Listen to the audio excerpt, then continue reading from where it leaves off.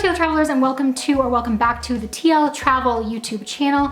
If you are new to this channel, welcome to the family. Be sure to hit that like and subscribe button if you love travel content, because we have a ton of it coming your way, despite, you know, recent restrictions, shall we call them? If you've seen the title of today's video, you know that we are going to be talking a little bit about how I foresee travel changing in the future. If you aren't aware, I actually work in the travel industry. I own my own tour company. We operate trips in Southeast Asia and Central America, usually, you know, when times are more normal.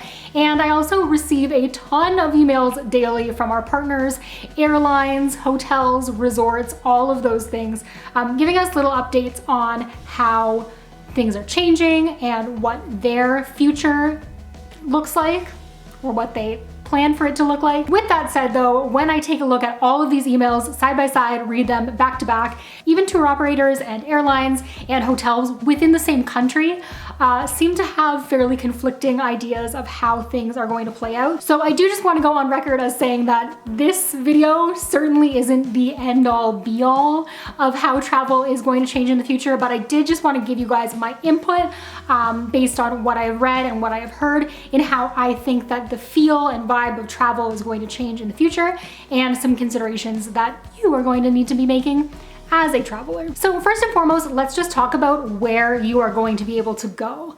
I know that as avid travelers, it is our instinct to just want to hop on the first available flight, really to anywhere, to get another adventure under our belts. And while I understand that feeling, I do urge you to make a few considerations before you book that flight. Now, the first thing that you need to understand, especially as international flights do open up with certain airlines, is that a lot of these airlines are opening flights so that people can get home to their families or do more essential travel than tourism travel. So as exciting as it might sound that, you know, Delta, for example, is going to be opening their flights to Mexico. Now, this is just an example. I don't know if that's true, don't hold me to it. These flights are not so much directed at tourism. And how we know this is multiple reasons. But the first is that insurance companies for adventure travelers, World Nomad being one of the more popular ones, they still aren't offering insurance for international travelers traveling for tourism purposes. And truly, I can't think of a better time to need insurance while you're traveling than during this crisis. You also can't forget that the government mandated quarantines are not going away. So even if you do manage to get yourself a trip to the beaches somewhere, chances are when you land, you're going to be required to quarantine for 14 days. And chances are when you return home, again, you are going to be required to quarantine because you have been traveling internationally. So I don't know about you, that doesn't sound like the most fun of vacation to me. And a way around that, and something that I foresee being far more popular, at least in the short term, is going to be domestic travel. Again, this is going to be something that we're going to want to play by ear as far as safety and health goes. Provincial and state borders, national parks, things like that may open and close again, depending on how social distancing goes. But definitely I see domestic travel becoming more popular, and there's nothing wrong with giving back to the local tourism and the local economy when things open up after, you know, these difficult times. Second, we're going to want to talk about who can fly. So determining who is safe to fly is going to be a whole other can of worms, essentially. In a lot of countries in Asia specifically, for example, South Korea did this, they have an app that they've been using for contact tracing, and using that app has allowed them to essentially determine who has and has not been in contact with someone who might be a detriment to their health. With that technology, as things open up, they can easily determine via that app who is safe to travel and who is not. So for example, if you were at the grocery store and someone else was at the grocery store who later received a diagnosis, you would essentially receive a notification letting you know that A, you've come in contact with somebody, and B, that you're required to isolate. And your app, depending on, obviously, they're different all over the place, but in theory would go red, for example, if you are unable to travel, and green if you are able to go outside and go about your daily business. They did recently begin rolling out something similar to that here in Canada, so we will see if that ends up working or not. But I can certainly see that being one way airlines determine whether someone is or is not safe to fly. Additionally, we have already begun to see restrictions on who is allowed into the airports. So basically that means that if you aren't an actual passenger or accompanying a minor to their flight, that you are not allowed inside the terminal at all, period. So gone are the days where you can show up at the airport and meet your loved one for a big old hug in the arrivals lounge.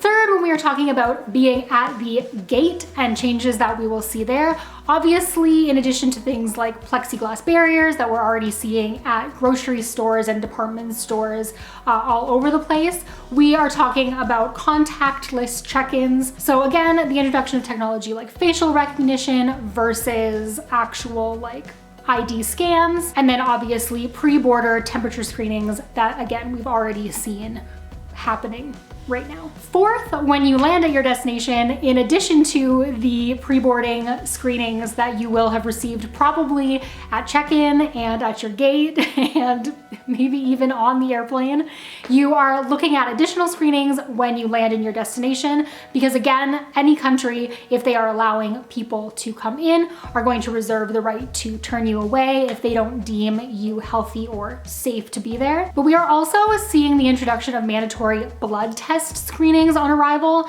that not only determine if you are sick, but also that determine if you are immune. Now, don't hold me to that one. I know that the introduction of some preliminary blood test type screenings in the United States came under a lot of scrutiny, and I'm not gonna get into all of that.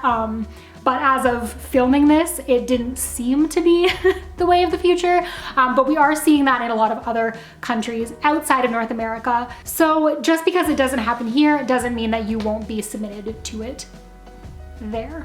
And last but not least, and this is a big one, we're gonna talk a little bit about where you're going to stay, because obviously personal space is going to become a valuable commodity. Things like Airbnb type rentals are probably going to become a little bit more popular, but even more so than that, we are seeing a real push for resorts that have not only private villa type accommodations, but also have resources like healthcare on staff and, you know, a sanitizing team and all of those things to come in and not only keep your space clean and keep you close to amenities and things that you know are safely sanitized, but also you keep control over your space. And on that same note, things like RV travel, camper vans, van lifestyle travel, I think will also become very popular because again, especially for adventure travelers, you can cover a lot of ground and do a lot of that outdoor adventuring that you crave while maintaining control over your own personal space,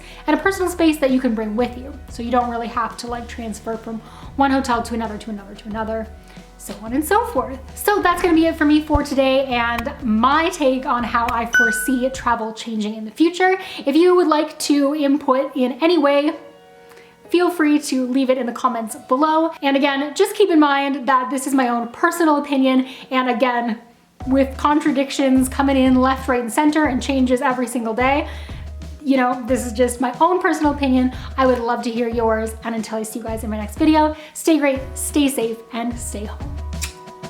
Bye guys.